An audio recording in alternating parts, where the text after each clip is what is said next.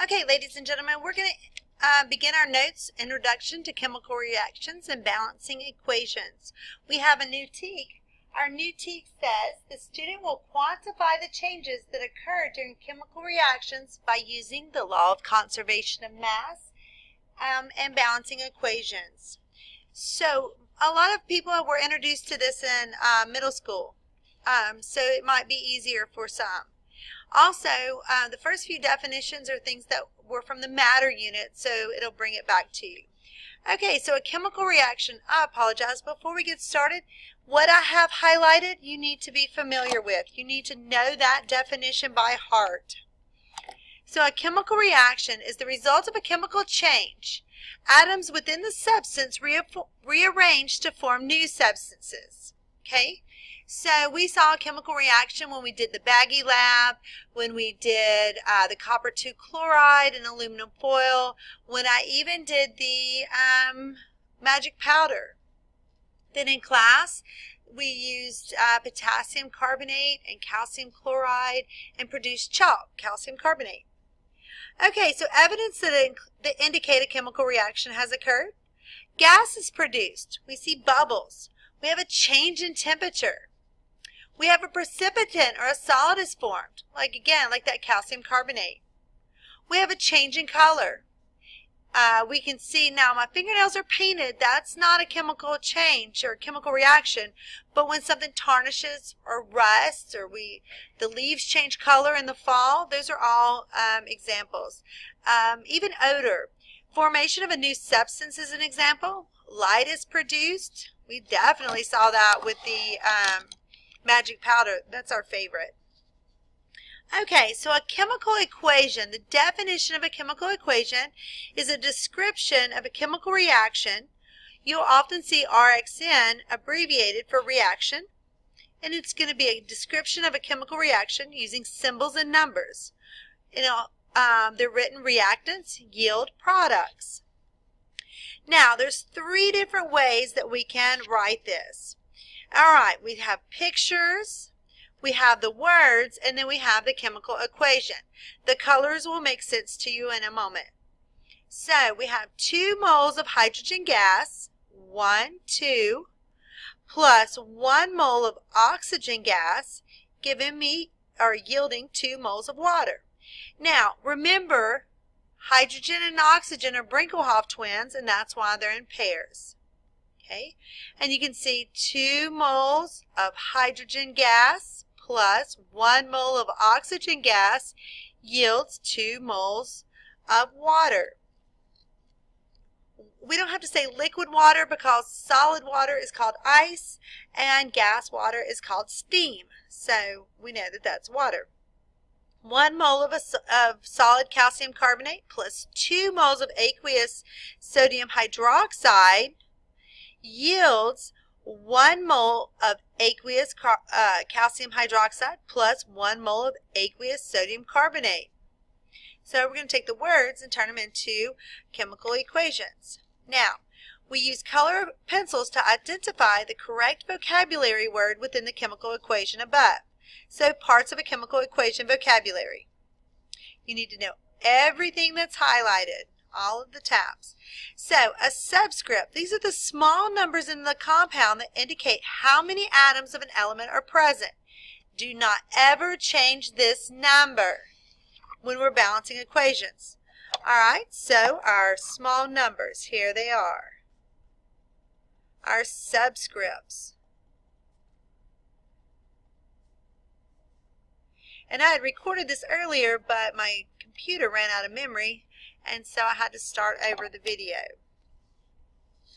Then a coefficient. Coefficients are the number in front of the formula which indicates the number of moles. This number can be or is changed to balance equations.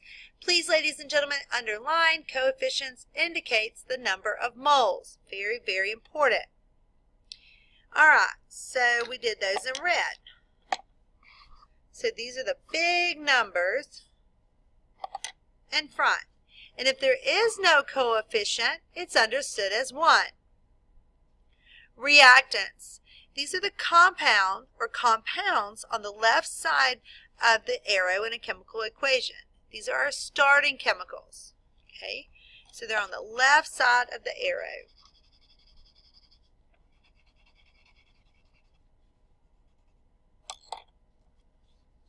Our products.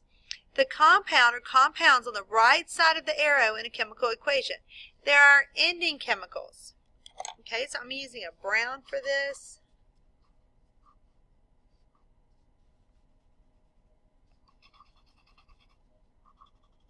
Okay.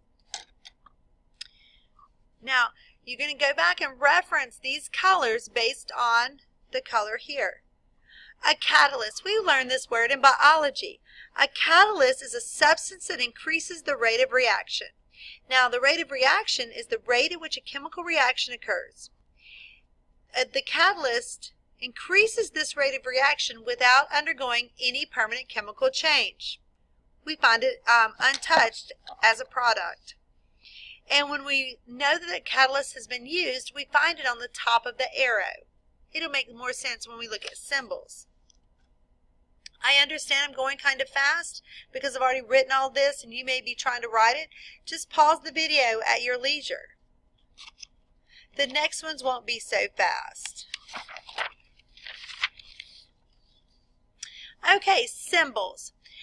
AQ stands for aqueous, which means dissolved in water. Yes, you have to know that. You'll hear me say aqueous solutions many, many times. And then the next three are the states of matter. S for solid, G for gas, L for liquid. Then plus is here. NR stands for no reaction. There's that abbreviation again, RXN. Then the arrow means yields or produces. The double arrow means the reaction is reversible. The arrow with the triangle on top means heat is added. And that's why I put the little pictures of the heat. Remember, it used to have sunlight on it for photosynthesis that we learned in biology. Now, here's what I was talking about the catalyst. The catalyst is on top of the arrow. And this means a catalyst was added. This will not always be PB. It will change depending on which catalyst is used. Now, I want you to pause the video and I want you to practice identifying these parts. And then you're going to, once you get those, you're going to start the video, restart the video, and check your work. So, what are the reactants? The reactants are PbNO3, that's lead 2 nitrate, and potassium iodide. Remember?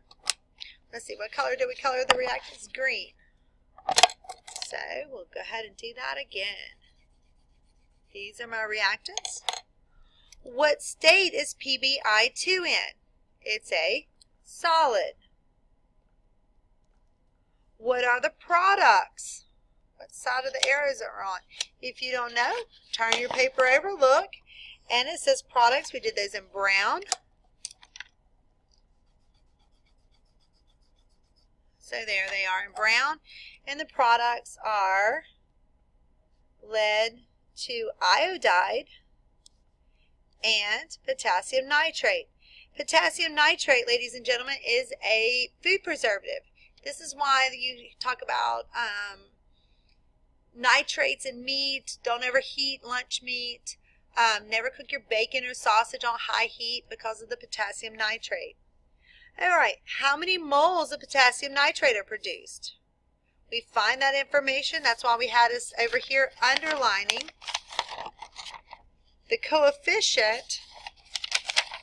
The coefficient indicates the number of moles.